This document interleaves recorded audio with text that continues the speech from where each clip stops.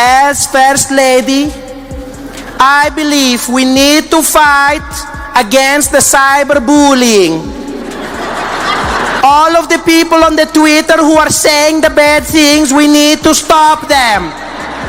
We need to make sure that they cannot carry on what they're doing. Live TV just got hotter than a Mar-a-Lago subpoena. Trevor Noah took the gloves off and cracked open the mystery that is Melania and Donald Trump's marriage.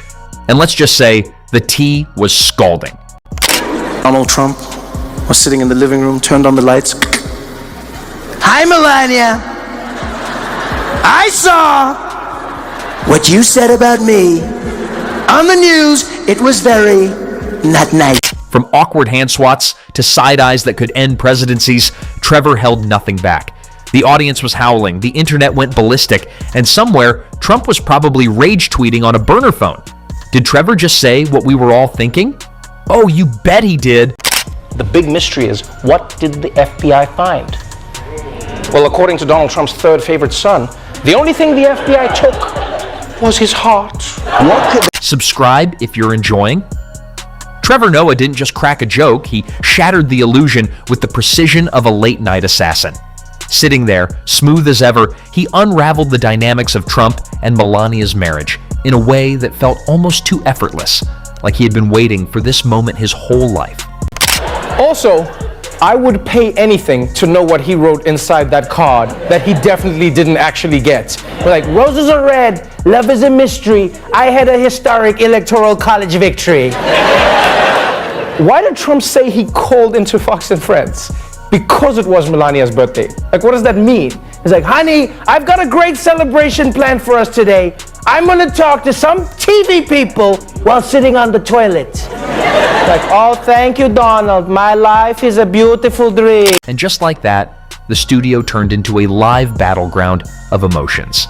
Some in the audience clutched their stomachs, others threw their heads back, and somewhere in the distance, you could almost hear the sound of a furious, tiny-fingered tweet being drafted. The moment was electric, the kind of comedic gut punch that exposes more truth than an actual expose. Because deep down, no matter where people stood, they knew. Had things about you on. I don't know. I don't keep up with it. Yeah, I do. I keep up with it. Yeah, yeah, but you have like a feud with him. You have like a real. So here's what I've noticed. Like, Trump's annoyance at people is directly proportional to how big they were when he like focused on the media. Does that make sense? I see. Yeah, right. So like, came the digital inferno. The clip rocketed across social media at warp speed, spreading like a scandal at Mar-a-Lago. Twitter, X, became a war zone of memes and hot takes. TikTok users spliced it into viral edits with dramatic sound effects, and even mainstream news couldn't resist replaying it on an endless loop. Headlines popped up faster than Trump lawsuits, each one amplifying the chaos. Some called it the ultimate roast, others saw it as a reality check wrapped in comedy gold. But one thing was clear, Trevor had set something unstoppable into motion. I feel like after a couple of hours, the doctor told her she could go home, and Melania was like, no, I should stay. I should stay until you check everything out. I stay longer. I was like, okay, well, Miss First Lady, since we're keeping you longer, your husband is on his way to visit. Okay, pull the plug. We've tried everything. Pull the plug. It's like, you're not on life support. I don't care. Just try it. Trevor Noah didn't just roast Trump and Melania's marriage. He put it on a skewer, slow-cooked it, and served it with extra seasoning. If anyone thought he would tiptoe around the subject, they clearly haven't been paying attention. He went straight for the jugular with a greatest hits collection of Trump-Melania awkwardness, sprinkling in just enough truth to make it sting like a high-profile divorce settlement. Trump's hands really couldn't catch a break, because this time, the First Lady gave him the old down low, too slow, which made me wonder, like, when you watch that, do you think maybe Melania is jealous? Maybe that's what this was about? Oh, now you want to hold hands, Donald? You sure you wouldn't rather be holding that orb? I remember. First up, the legendary hand swap moment. You know the one. The world watched in pure, unfiltered joy as Melania publicly smacked away Trump's hand like it was covered in unpaid tax bills. Trevor brought it back in full force, reenacting it with the kind of exaggerated precision that had the audience howling. The timing, the disgusted flick of her wrist, the absolute do not touch me energy, it was all there, cementing it as one of the greatest relationship rejections of all time. But Trevor didn't stop there. Oh no. He dug deep into Melania's Hall of Fame side eyes, those icy, soul-chilling glances that scream, "I'd rather be anywhere else but here." He pointed out how every time Trump spoke, Melania's expression shifted from mild horror to full existential crisis. And just like that, her facial expressions became the punchline. He painted a picture so vivid, so undeniably real, that it was impossible not to see it. Melania, forever trapped in an alternate reality, where she must nod and smile while her husband rants about windmills causing cancer. If I had $400 million in loans coming due, I'd also be trying to cancel the election. It also explains why Melania isn't leaving Trump. I mean, if she divorces him, she gets half of the $400 million in debt. I also now get why Trump was rooting for Bernie Sanders so hard. He wanted him to win so that the government would bail him out. I mean, it all makes sense now, people. It even explains why Trump has been destroying the post office. Good luck collecting your money when you can't mail him a bill. And then came the knockout punch, the business transaction gone wrong. Trevor suggested that their marriage was less about love and more about a bad investment deal Trump just couldn't get out of. He likened it to a failed real estate venture where Melania read the fine print too late, realized she was in too deep, and now just silently waits for the bankruptcy papers. The crowd erupted because, let's be honest, the comparison was too accurate. But the real beauty of Trevor's takedown wasn't just the jokes, it was the delivery.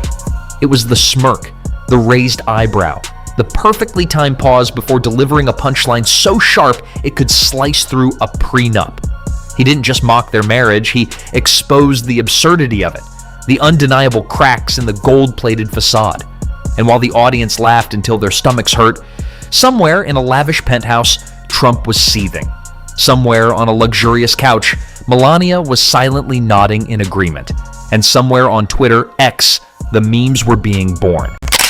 If I had $400 million in loans coming due, I'd also be trying to cancel the election. It also explains why Melania isn't leaving Trump. I mean, if she divorces him, she gets half of the $400 million in debt.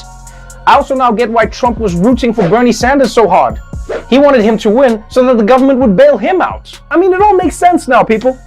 It even explains why Trump has been destroying the post office. Good luck collecting your money when you can't mail him a bill. Let's get something straight.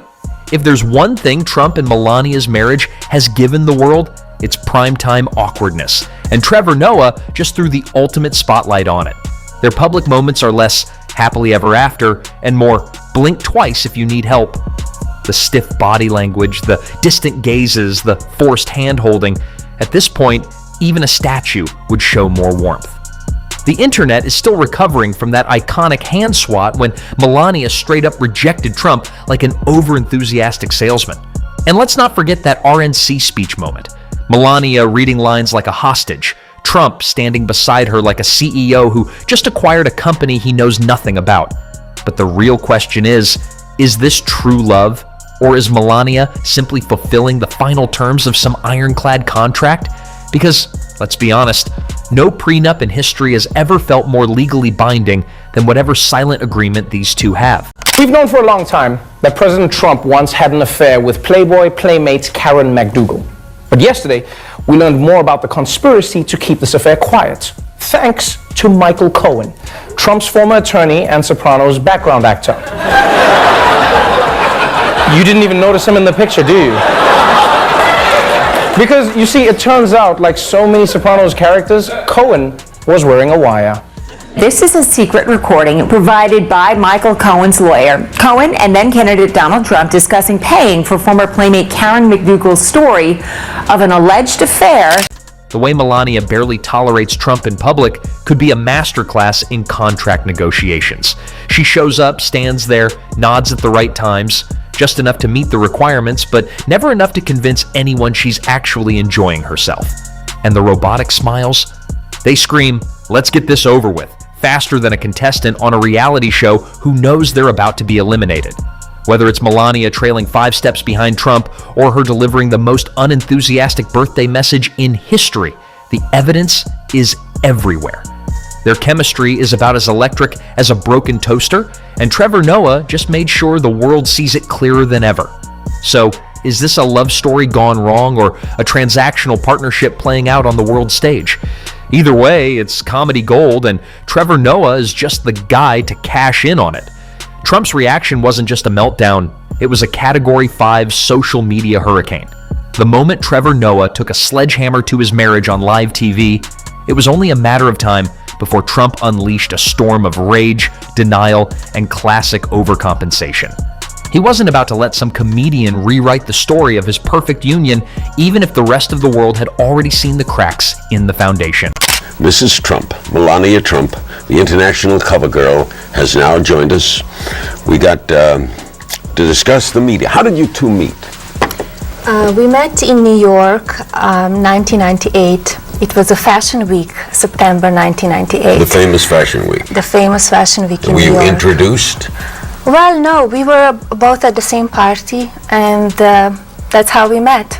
He came Like to right me. away? I went crazy. I said, I was actually supposed to meet somebody else, and there was this great supermodel sitting next to Melania. I was supposed to meet this supermodel, and they were saying, look, there's so-and-so. I said, forget about her. Who's the one on the left? And it was Melania. You like him right away? It was a great chemistry and energy. We had, great time. We started to talk, and, it was something was there right away. His response came at light speed, blasting through Truth Social like a wrecking ball. It was loud, frantic, and had the unmistakable scent of a man who had just been publicly called out in a way that stung. Every word carried that signature, Trump energy, over-the-top bravado, masking a thin-skinned need for validation. He didn't just defend his marriage, he insisted that it was the greatest love story of all time. The internet, of course, had a field day, because nothing says secure, loving relationship like a full-blown social media crisis, complete with sweaty desperation. My favorite moments randomly in hosting the show was I saw what do they call them? Do they call them a truth social? That like fake Twitter that no one, even the right-wingers aren't on really? A truth, right? I don't know what it is. Anyway. A what? No, it's called Truth Social, I think. No one cares. Anyway, the point is Trump sent out one of his thingies, I don't know what they called, and it was like, Trevor Noah was never funny, Jon Stewart was only slightly better, and then like he goes on like a rant and he's just like, these people don't realize if they moved more to the center like me, they would have more followers. Then I'm like, center like you? I'm like, my man, you think you're in the middle? But what was funny was like someone was like, oh, he said that you're not funny, and I was like, yeah, I read that, but I was like, oh, so you watching? Meanwhile, Fox News was already shifting into damage control. Late-night hosts were running clips, headlines were stacking up, and there was only one way to contain the wildfire: spin, spin, spin. Suddenly, the story wasn't about Trump and Melania's robotic public appearances, but about Hollywood elites attacking a good, hard-working couple. There were monologues about unfair treatment, talk of fake news, and carefully curated guest panels featuring relationship experts who all just happened to think Trump and Melania were the gold standard of marriage. It was less news and more a glorified public relations stunt designed to drown out the laughter and push a new, more flattering narrative. Yes. Did you fall in love then? It was a connection. It was a connection. You said our chemistry was undeniable. Our connection felt natural. In private, he revealed himself as a gentleman, displaying tenderness and thoughtfulness. But while Trump was ranting and Fox was scrambling, Melania was nowhere to be found. No statements, no comments, no forced public outings, just silence. And that silence was deafening. Because while Trump thrives on attention, Melania's greatest power move has always been her ability to completely remove herself from the chaos. She doesn't argue. She doesn't correct the record. She just disappears. And in doing so, she leaves Trump flailing, trying to prove something that she won't even acknowledge. Social media was quick to pick up on it. Speculation ran wild. Was she rolling her eyes behind the scenes, booking a one-way ticket to Slovenia? Did she even know about the meltdown, or was she too busy ignoring the latest headline like she's ignored every awkward hand-holding attempt? The world had questions, but Melania wasn't offering answers. The answer is yes. On behalf of our wonderful First Lady, Melania, and myself, the answer is yes, and we look forward to being there and honoring the King and honoring really your country. Your country is a fantastic country, and it'll be our honor to be there. And that, more than anything, made Trump's furious defense look even more ridiculous. Because let's face it, if you have to scream from the rooftops that your marriage is perfect, it probably isn't. And no matter how many posts Trump fired off or how many TV segments Fox News lined up, one thing remained clear. Trevor Noah had struck a nerve. Not just with the joke, but with the truth underneath it. And now all Trump could do was flail, shout, and try to control a story that was already running away from him. If there's one thing the internet loves more than a juicy scandal, it's mercilessly roasting it into oblivion. The moment Trevor Noah set Trump and Melania's marriage ablaze, Twitter, X, transformed into a battlefield of memes, hashtags, and absolute comedic carnage. Now, the reason I've been thinking about Melania lately is because in the wake of Trump's recent immigration crackdown, I've started to notice something that's got me really concerned. I think Donald Trump is trying to deport Melania.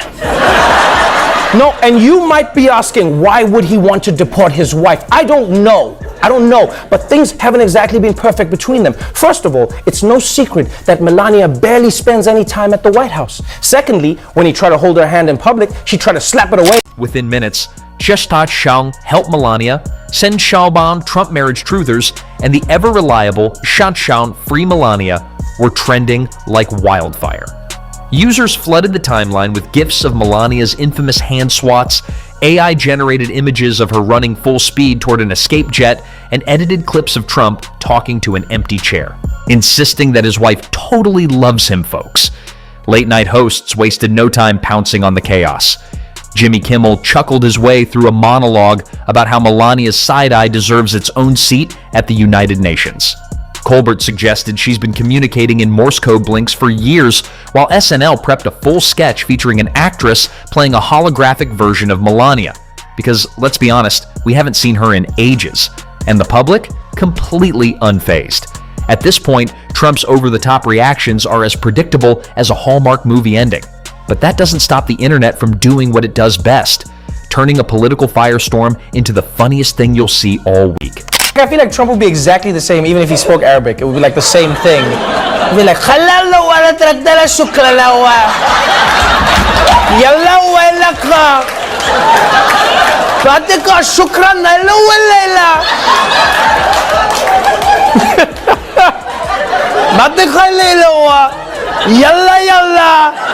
The fallout is inevitable, and the world is watching. Trump responding to Trevor's joke is as certain as the sun rising. The only question is how dramatic it'll be. Will he fire off a caps lock meltdown on Truth Social, accusing late-night hosts of being part of a deep state comedy coup? Or maybe he'll sit down for a primetime interview, passionately insisting that his marriage is stronger than ever, while Melania stares off into the distance, counting down the minutes until her next solo vacation. Meanwhile, the real question remains. What is Melania thinking? Is she secretly packing her designer bags, dreaming of a peaceful life far away from political chaos? Or is she just nodding in exhaustion, knowing that defending this marriage is above her pay grade? And let's not forget, Trevor may have just unleashed a comedy arms race. Now that the floodgates are open, will late-night hosts take it up a notch? Will Kimmel dedicate an entire segment to decoding Melania's body language? Will Colbert create a State of the Union Trump Marriage Edition skit? One thing is certain, this is just the beginning, and the late-night roast session is far from over.